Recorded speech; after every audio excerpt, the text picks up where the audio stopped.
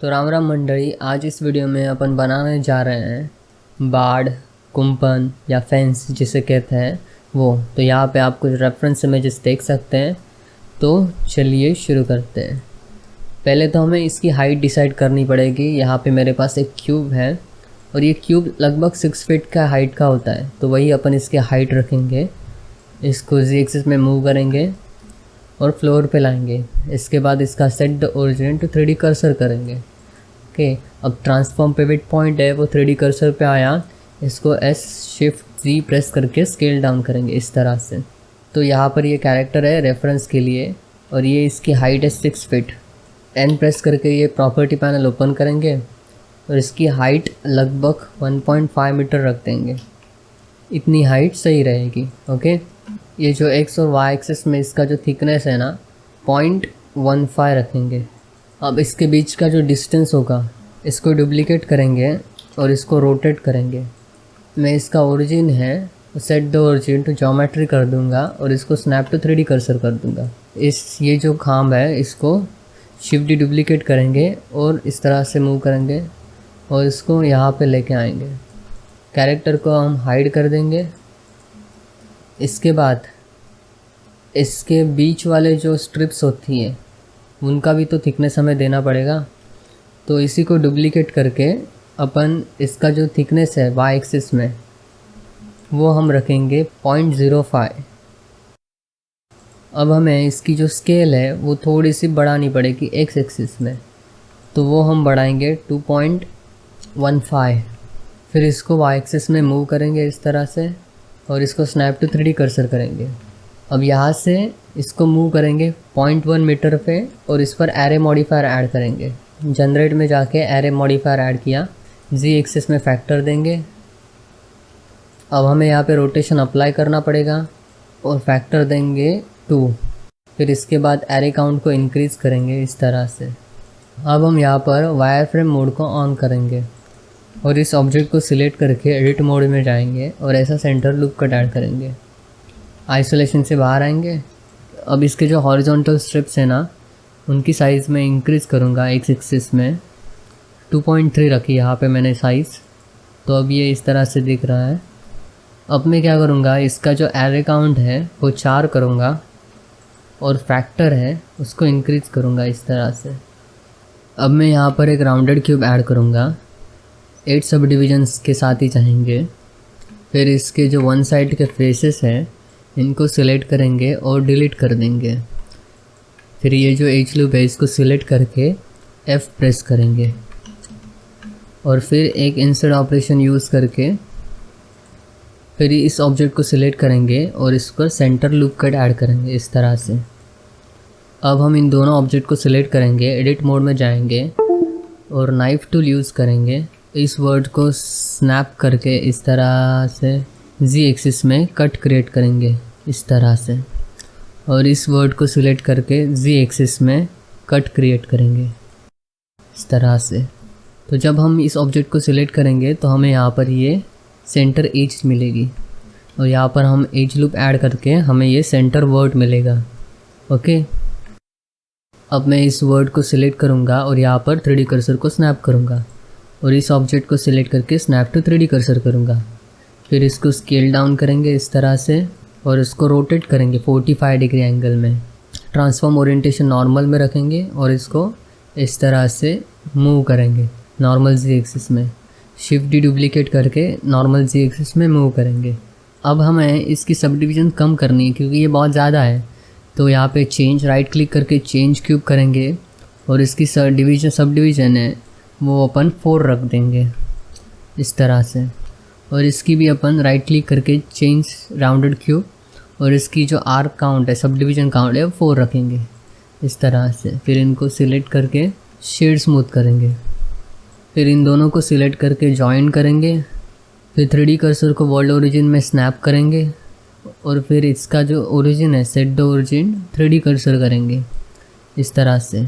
फिर इस पर मॉडिफायर में जाके मिरर मॉडिफायर ऐड करेंगे। अब दिख नहीं रहा है मिरर मॉडिफायर, इसलिए हमें रोटेशन अप्लाई करना पड़ेगा। अब क्या करेंगे, अपन इस पर एक एरे मॉडिफायर ऐड करेंगे और जी एक्सिस में फैक्टर देंगे इस तरह से, और ये फैक्टर इंक्रीज़ करेंगे इस तरह से और प्रॉपरली अलाइन होने तक। इसके बाद एरे काउंट को इंक्रीज़ करेंगे, तो इस तरह से हमें ये नट्स एंड बोल्ट्स मिले। तो अब हमने ये मॉडलिंग की, बेसिक मॉडलिंग की यहाँ पर। अब हमें क्या करना है, इन सबको सिलेक्ट करके कंट्रोल ए दबा के स्केल अप्लाई करना है। अब यहाँ पर हम ये गेम असेट बनाना चाह रहे हैं, गेम रेडी प्रॉप बनाने जा रहे हैं, जिसमें वर्टेक्स काउंट बहुत ही कम होता है। अब यहाँ पे जाके हम यहाँ पर स्टैटिस्टिक्स ऑन कर सकते हैं और वर्टेक्स काउंट देख सकते हैं। 3280 है वर्टेक्स काउंट, सही बात है। अब हमें इसका वर्टेक्स काउंट और कम करना है, तो वो कैसे कर सकते हैं? इसको सिलेक्ट करेंगे, इसको आइसोलेट करेंगे और एडिट मोड में जाके ये जो एजेस हैं इनको सिलेक्ट करके कंट्रोल एक्स प्रेस कर देंगे। ओके, फिर ये है, इसको सिलेक्ट करके इसको भी कंट्रोल एक्स प्रेस कर देंगे। अब वर्टेक्स काउंट चेक करेंगे तो ये 3144 है। अब ये वर्टेक्स काउंट बहुत ही ज़्यादा है इस छोटे से प्रॉप के लिए, और ये ज़्यादा वर्टेक्स काउंट इन बोल्ट्स के कारण आता है। अब इसका जो वर्टेक्स काउंट है ना, वो हम और कम करने की कोशिश करेंगे। इसको आइसोलेट करेंगे, एडिट मोड में जाएंगे और ये जो फेसेस है इनको सिलेक्ट करेंगे, सिलेक्शन को इंक्रीज़ करेंगे, कंट्रोल एक्स प्रेस करेंगे, राइट क्लिक करके loop tool circle option use करेंगे और पिवट पॉइंट को इंडिविजुअल ओरिजिन में सेट करके स्केल डाउन करेंगे इस तरह से। तो ये वर्टेक्स काउंट अब कम हुआ। 3000 ट्रायंगल काउंट से हम यहाँ पे 1000 ट्रायंगल काउंट तक आ गए हैं। अब इसको सिलेक्ट करेंगे, right click, shade auto smooth करेंगे, तो ये इस तरह से फ्लैट होगा, मतलब स्मूथ शेडिंग मिलेंगी अपने को। इसको भी सिलेक्ट करके शेड ऑटो स्मूथ करेंगे, इसको भी सिलेक्ट करके शेड ऑटो स्मूथ करेंगे। इसके बाद हमें यहाँ पे हाइलाइट्स नहीं दिख रही है इस डिज़ाइन पे, तो इसके लिए हम यहाँ पर एक बेवल मॉडिफायर ऐड करेंगे। या तो हम बेवल मॉडिफायर ऐड कर सकते हैं इस तरह से, या फिर मैन्युअली बेवल क्रिएट कर सकते हैं। अब यहाँ पे जो बेवल अमाउंट है उसको कम करेंगे इस तरह से। इस ऑब्जेक्ट को भी सिलेक्ट करेंगे, इस ऑब्जेक्ट को सिलेक्ट करेंगे और इसे भी सिलेक्ट करेंगे और कॉपी टू सिलेक्टेड करेंगे, तो इन पर भी सेम बेवल ऐड हुआ। तो ये हमने बेवल डिटेल भी ऐड की है। तो यहाँ पर हमने ये मॉडलिंग प्रोसेस कंप्लीट की। इसको सिलेक्ट करेंगे, कंट्रोल ए और स्केल अप्लाई करेंगे। अब हम इस ऑब्जेक्ट को यूवी अनरैप करेंगे। अब यूवी अनरैपिंग करने से पहले सभी ऑब्जेक्ट को सिलेक्ट करके कंट्रोल ए दबा के स्केल अप्लाई करेंगे। इसके बाद ये जो ऑब्जेक्ट है इस पर जो एरे मॉडिफायर है उसको हम अप्लाई करेंगे और इसका set the origin to geometry कर देंगे। और यहाँ पे जो एरे मॉडिफायर है और मिरर मॉडिफायर है उनको अप्लाई नहीं करेंगे, क्योंकि ये बहुत ही छोटे ऑब्जेक्ट हैं और ये ज़्यादा डिटेल नहीं रखेंगे। इन सारे ऑब्जेक्ट्स के यूवीज़ को हम सेम ही रखेंगे, ओवरलैपिंग रखेंगे। अब हम ऑब्जेक्ट सिलेक्ट करके शेडिंग टैब में जाएंगे और यहाँ पर टेक्सचर क्रिएट करेंगे। ये टेक्सचर क्रिएट किया। अब यहाँ पर एक इमेज टेक्सचर ऐड करेंगे और न्यू क्रिएट करके इसको यूवी नाम देके इसका रिजोल्यूशन इनटू 2 करके यहाँ पे यूवी ग्रिड सिलेक्ट करके न्यू इमेज क्लिक करेंगे और इसको कलर में कनेक्ट कर देंगे। और इस सभी ऑब्जेक्ट को सिलेक्ट करके कंट्रोल एल प्रेस करके लिंक मटेरियल कर देंगे। ओके, तो ये टेक्सचर सबको अटैच हो जाएगा। अब आप देख सकते हो कि ये यूवी स्ट्रेच है, क्योंकि ये प्रॉपरली यूवी अनरैप नहीं है। अब यूवी एडिटिंग टैब में जाएंगे और फिर इस ऑब्जेक्ट को सिलेक्ट करेंगे। इसका जो बेवल मॉडिफायर है उसका ये जो ऑप्शन है एडिट मोड डिस्प्ले वाला, उसको ऑफ करेंगे। अब हमें इस पर सीन्स ऐड करना है, तो उसके लिए सिलेक्ट में जाएंगे और शार्पर एजेस सिलेक्ट करेंगे और कंट्रोल ई प्रेस करके मार्क सीन करेंगे। अब ये जो सीम्स होते हैं ना, वो 3D मॉडल को 2D में अनरैप करते हैं। अब सब कुछ सिलेक्ट करके यूवी पे जाएंगे, अनरैप पे जाएंगे और यहाँ पर डिफरेंट अनरैपिंग ऑप्शन है। हम यहाँ पर मिनिमम स्ट्रेच सेलेक्ट करेंगे, तो ये इस तरह से हमें इसके यूवी आइलैंड्स जो फेसेस है ये मिलेंगे 2D में। जो 3D में है वो हमें 2D में मिलेगा। फिर इन ऑब्जेक्ट को सिलेक्ट करेंगे, एडिट मोड में जाएंगे, फिर यहाँ पे select sharper edges, control E press करके मार्क सीम और फिर यूवी अनरैप मिनिमम स्ट्रेच, ये भी अनरैप हो गए। अब ये जो नट्स रहे हैं यहाँ पे बोल्ट, इनको सिलेक्ट करेंगे, आइसोलेट करेंगे, एडिट मोड में जाएंगे, इन एज लूप्स को सिलेक्ट करेंगे, कंट्रोल ई, मार्क सी, और फिर सब कुछ सिलेक्ट करके अनरैप मिनिमम स्ट्रेच के साथ। अब हमें इन सबको सिलेक्ट करना है, फिर यूवी में जाना है, यूवी अनरैप में यहाँ पे मिनिमम स्ट्रेच सिलेक्ट करना है। तो ये इस तरह से यूवी अनरैप हो जाएंगे। अब अगर मैं शेडिंग व्यू में जाऊँ, मटेरियल व्यू में, तो मेरे को इस तरह से ये प्रॉपर यूवी अनरैपिंग दिखाई देगी। अब मैं इन सबको सिलेक्ट करूँगा और स्केल थोड़ी सी कम कर दूँगा और यूवी में जाके पैक आइलैंड में जाऊँगा और यहाँ पर जो यूवी पैकर है इसकी जो मार्जिन है वो मैं रखूँगा 1.01 और इसको पैक करूँगा इस तरह से। तो ये थोड़ा सा स्पेस रखेगी इसमें, और मेक श्योर ये सभी वर्टिकली हो, हॉरिजॉन्टल कोई एज ना हो, क्योंकि प्रॉपरली अलाइन हो सके। जो बोल्ट्स के यूवीज़ हैं ना यहाँ पे स्केल के, उनको स्केल करूँगा इस तरह से ताकि उन पर बहुत अच्छे से डिटेल्स दिख सके, और इनको यहाँ पे इस तरह से प्लेस कर दूँगा। तो अभी ये यूवीज़ प्रॉपरली अलाइन है, प्रॉपरली पैक है। अब हम ऑब्जेक्ट मोड में जाएंगे या फिर लेआउट ऑप्शन में। अब हम इस ऑब्जेक्ट को सिलेक्ट करेंगे और इसको फाइल, एक्सपोर्ट, FBX में जाएंगे और यहाँ पे सिलेक्टेड ऑब्जेक्ट करेंगे, इसको नाम देंगे वुडन फेंस और इसको एक्सपोर्ट करेंगे। अब हम इसकी टेक्सचरिंग सब्सटेंस पेंटर में करेंगे।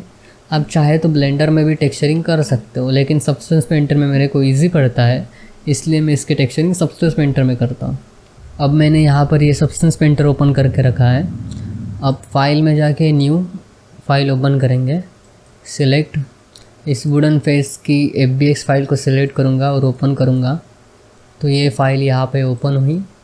अब हम इसके टेक्सचर सेटिंग में जाके बेक मेश मैप्स करेंगे और इन मेश मैप्स को बेक करेंगे इस तरह से। ओके, अब बस हमें इस पर टेक्सचर डालना है। तो स्मार्ट मटेरियल में जाके यहाँ पे वुड का टेक्सचर लेंगे और ये टेक्सचर को इस तरह से ड्रॉप करेंगे, तो हमें यहाँ पर ये टेक्सचर मिलेगा। अब इस टेक्सचर को अपन मॉडिफाई करेंगे थोड़ा सा।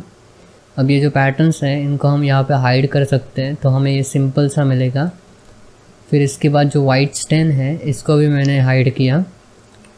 अब मैं यहाँ पर ये मेटल का टेक्सचर ऐड करूँगा इस तरह से।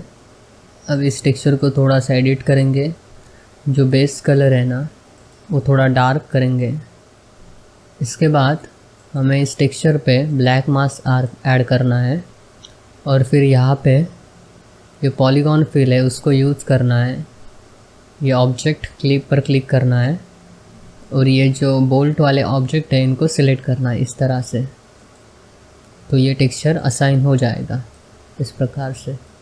अब हम फाइल में जाएंगे, एक्सपोर्ट टेक्सचर में जाएंगे और यहाँ पे डेस्टिनेशन सिलेक्ट करेंगे और यहाँ पे एक फ़ोल्डर क्रिएट करेंगे जिसको नाम देंगे टेक्सचर। और यहाँ पर जो आउटपुट टेम्पलेट है वो PBR मेटालिक रफनेस रखेंगे और फाइल टाइप ऑफ टेम्पलेट है वो PNG रखेंगे 16 बिट, और जो साइज़ है वो 2K रखेंगे 2048, और फिर एक्सपोर्ट पे क्लिक करेंगे तो हमारे ये टेक्सचर फाइल्स है वो एक्सपोर्ट हो जाएंगे। अब ये जो नॉर्मल मैप है इस पर वो GL फॉर्मेट में है और यहाँ पे अपन प्रोजेक्ट कॉन्फ़िगरेशन में जाएंगे और जो नॉर्मल मैप फॉर्मेट है वो डायरेक्ट एक्स करेंगे जो गेम के लिए होता है, और GL ब्लेंडर जैसे सॉफ्टवेयर है उनके लिए होता है। और यहाँ पर फाइल एक्सपोर्ट में जाएंगे, एक्सपोर्ट टेक्सचर, और एक और फोल्डर क्रिएट करेंगे और इस फोल्डर में फिर एक बार टेक्सचर्स को एक्सपोर्ट करेंगे। और इस बार जो नॉर्मल मैप एक्सपोर्ट होगा वो डायरेक्ट एक्स फॉर्मेट में होगा। और फिर एक बार इसको जो प्रोजेक्ट मोड है वो GL करेंगे, ओपन GL, और इसको सेव करेंगे। ये जो पहले वाला नॉर्मल मैप है इसको नाम देंगे GL, नॉर्मल GL, और ये वाला जो नॉर्मल मैप है इसको नाम देंगे DX, direct X, normal direct X। इसको कंट्रोल X प्रेस करके इधर लाएंगे और इनको डिलीट कर देंगे। अब मैंने यहाँ पे ब्लेंडर फाइल ओपन की। अब शेडिंग में जाएंगे। अब ये जो UV टेक्सचर है इसको डिलीट करेंगे इस टेक्सचर को मैंने नाम दिया वुडन फ्रेंच टेक्सचर। अब इस प्रिंसिपल BSDF को सिलेक्ट करके कंट्रोल शिफ्ट T प्रेस करूँगा, क्योंकि मेरा एड ऑन है, नोड रैंगुलर एड ऑन है, इसलिए ये जो टेक्सचर है वो डायरेक्ट ओपन होंगी और असाइन हो जाएंगी। फिर मैं इन सभी टेक्सचर्स को सिलेक्ट करूँगा, इसमें से जो डायरेक्ट एक्स टेक्सचर है उसको डिससेलेक्ट करूँगा, ये वाला, और फिर प्रिंसिपल टेक्सचर को ये असाइन हो जाएंगे। अब यहाँ पर जो डिस्प्लेसमेंट है स्केल, उसकी वैल्यू 0 कर दूँगा, या फिर मैं थोड़ी बहुत रख सकता हूँ एज़ पर रिक्वायरमेंट। अभी भी ये मॉडल गेम के लिए तैयार नहीं है। इसके बाद हम क्या करेंगे, इस मॉडल पे ट्रायंगुलेट मॉडिफायर ऐड करेंगे। तो मॉडिफायर में जाएंगे, जनरेट और ऐड ट्रायंगुलेट मॉडिफायर। तो ये जो कॉर्ड है वो ट्रायंगल्स में कन्वर्ट हो जाएंगे। अब सबको सिलेक्ट करेंगे और ये जो ट्रायंगुलेट मॉडिफायर है वो कॉपी टू सिलेक्ट करेंगे, तो सब में ये ट्रायंगुलेट मॉडिफायर ऐड हो जाएगा। अब ये मॉडल गेम के लिए तैयार है। अब मैं सभी ऑब्जेक्ट को सिलेक्ट करूँगा और ये जो ऑब्जेक्ट है इसको सिलेक्ट करके control P object keep transform करूँगा, पेरेंट कर दूँगा सभी ऑब्जेक्ट्स को इस ऑब्जेक्ट से। अब आपको इस ऑब्जेक्ट को प्रॉपर नेम करना पड़ेगा और बाकी सब फिनिशिंग वाली चीज़ें रहती हैं। यहाँ पर हमने sub division surface modifier use नहीं किया क्योंकि हमें गेम रेडी मॉडल बनाना था और वर्टेक्स काउंट कम रखना था।